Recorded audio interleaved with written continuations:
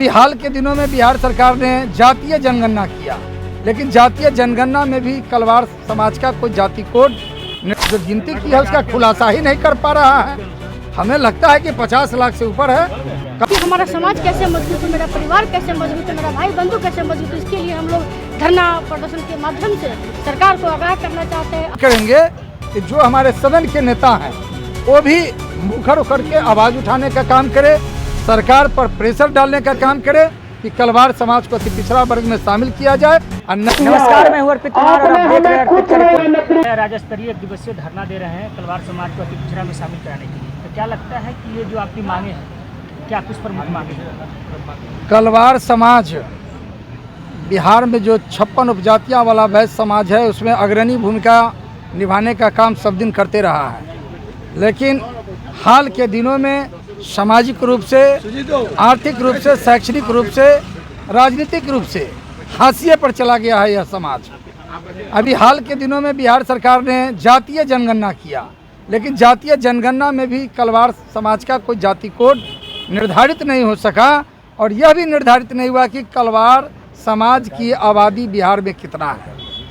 तो हम इस धरना के माध्यम से बिहार सरकार से मांग करते हैं कि कलवार समाज की जो भारत सरकार ने घोषणा किया है जातीय जनगणना कराने के लिए, तो उसमें कलवार समाज की जातीय कोड अलग से निर्धारित करे और कितनी आबादी है उसकी खुलासा करे।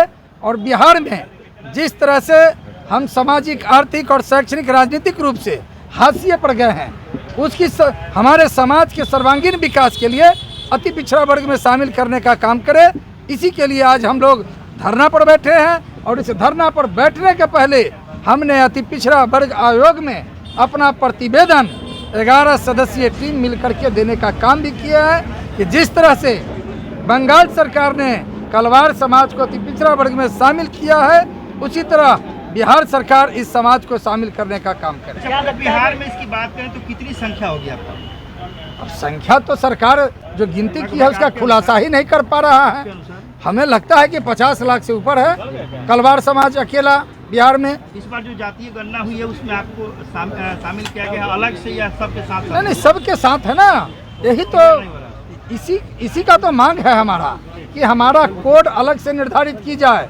बहुत ऐसे हमारे वैश्य समाज के उपजातियां हैं जिनका अलग अलग कोड निर्धारित किया गया, लेकिन हमें अपना अलग से कोड निर्धारित नहीं हुआ।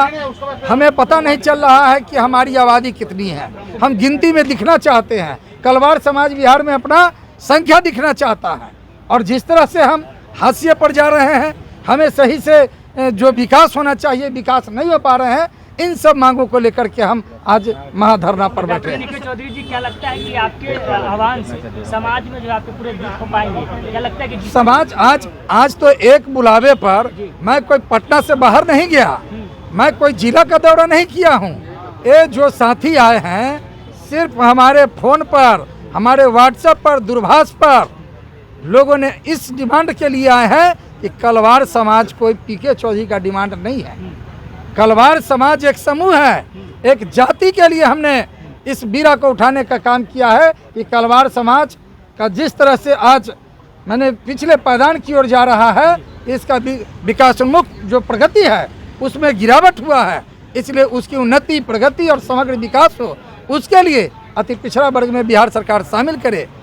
उसके लिए आज हम लोग महाधरना पर बैठे हैं। चुनावी वर्ष है तो क्या लगता है कि कलवार समाज को राजनीतिक भागीदारी सुनिश्चित होनी चाहिए? बिल्कुल होना चाहिए, बिल्कुल होना चाहिए।